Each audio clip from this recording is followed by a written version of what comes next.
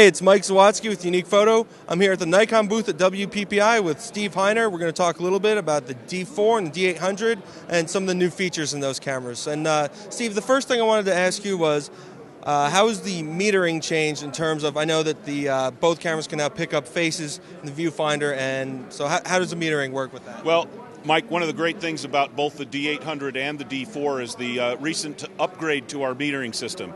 We've always had a very extensive, one of the most famous metering systems in the industry, as you know, our matrix metering system.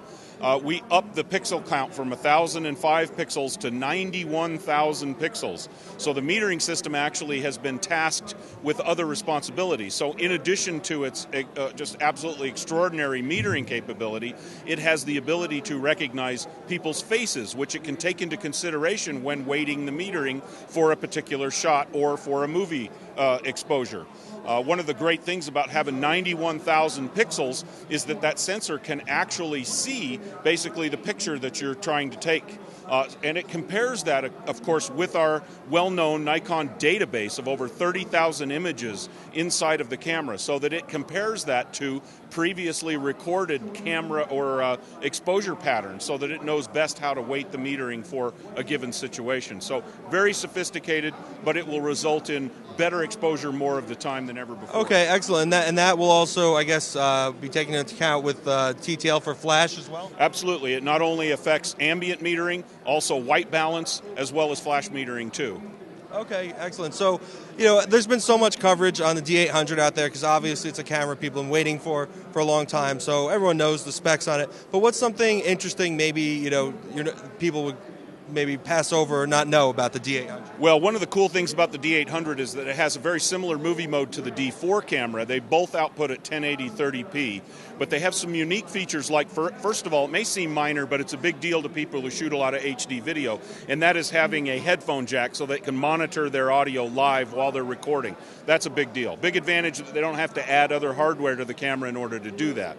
One of the other things is that we have a direct 1080p output from the HDMI port to an external digital video recorder. If you have a third-party recorder, you can actually record before the compression in the camera. So you can get an uncompressed 8-bit 422 color movie file, 1080p, directly out of the HDMI. That, for people who are working in movie production or in video production at a very high level, can use these ancillary outboard digital video recorders to record that uncompressed signal coming out of the camera. So for a lot of people, that gives them a higher level of quality than recording to the cards in the camera. But, of course, recording to the cards in the camera is very important for the vast majority of our HD video users. So we've actually improved the H.264 compression by adding B-frames to actually give more detail and to help alleviate any color artifacting that would typically occur in movie files. So it's a nice, clean video file image.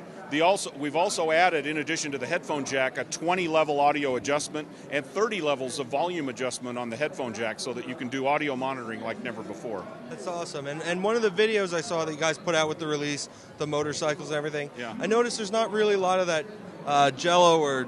no, because... I was going to ask, how did you go about getting rid of that? Well, the sensors are designed specifically for very fast data readout. So the faster that you can scan the image each time and output that data, of course, minimizes that rolling shutter effect. So these two cameras have the lowest instance of rolling shutter that we've ever seen in a camera, and we think that is going to be a major benefit to our customers who are shooting HD video with these cameras for sure. Okay, and one other question I had about the D800. Everyone obviously knows the D800 and there's the D800E without the anti-aliasing filter. Yes. Does that make, I know it makes a difference for stills, does that make a difference for video too? No, it really doesn't make a difference for video because all of the image data, of course, is essentially processed down to a 1080, and a lot of that just simply goes away during that processing. The D800E, of course, is primarily to benefit just a few photographers out there, really, that need that specific type of camera without the anti-aliasing feature in it.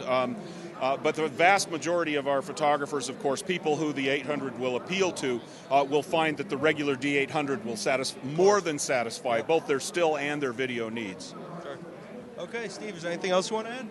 I would just say everybody go online and check these out at Unique Photo. We've got all the specifications and everything up there, so enjoy. Okay, appreciate it, Steve. Thank you. Thank you.